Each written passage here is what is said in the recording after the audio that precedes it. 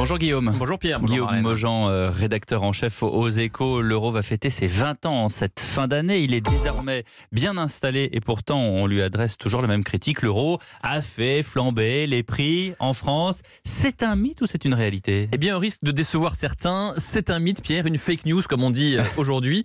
L'euro n'a pas fait monter les prix en France. C'est même l'une des meilleures assurances pour protéger notre pouvoir d'achat et je vais essayer de vous le démontrer.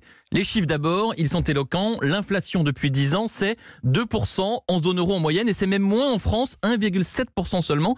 Il faut se souvenir, on l'oublie, que les prix montaient chaque année de 10% dans les années 70 et même de 7% dans les années 80 encore. Et comment expliquer cette perception négative des Français? Eh bien, ce sont surtout les biens durables qui ont vu leur prix baisser, l'automobile, l'électroménager par exemple. Mais vous me direz, on n'achète pas une voiture ou un frigidaire tous les jours. Donc, on s'en rend moins compte. Les biens du quotidien, la baguette, les cigarettes, le petit café du matin, c'est vrai, ont augmenté, notamment au moment de l'introduction de l'euro, quand les commerçants se sont un peu arrangés avec les arrondis.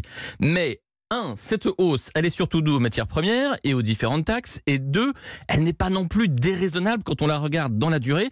Prenez la fameuse baguette de pain. C'était en 99, vous vous en souvenez, 4 francs 30. Déjà ça fait 66 centimes d'euros. Aujourd'hui, le prix de la baguette, Pierre, c'est c'est 1,10 €, 1,20 €. pour les traditions, c'est plutôt 90 centimes pour la baguette Mais je prends les traditions, Eh bien, moi, voilà, ça fait je suis un snob. Voilà, ce que vous voulez, c'est comme ça. Et bien tout ça, ça fait une augmentation de 2% par an, comme la moyenne des prix au fond. Mais pour vous, du coup, l'euro, c'est un succès? Oui, c'est un succès économique, clairement. Il a facilité les échanges commerciaux, la mobilité des personnes, il a protégé aussi le pouvoir d'achat des Français pendant la crise.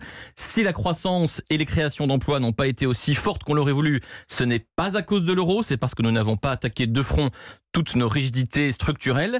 Les Français d'ailleurs ne s'y trompent pas. Quand vous regardez les sondages, ils sont attachés à 70% environ à l'euro. Et puis dans les boulangeries, vous avez sûrement remarqué, Pierre, on ne voit plus beaucoup de personnes qui comptent en francs. Ni en ancien francs. Merci, c'était l'édito Écho de Guillaume Mogent.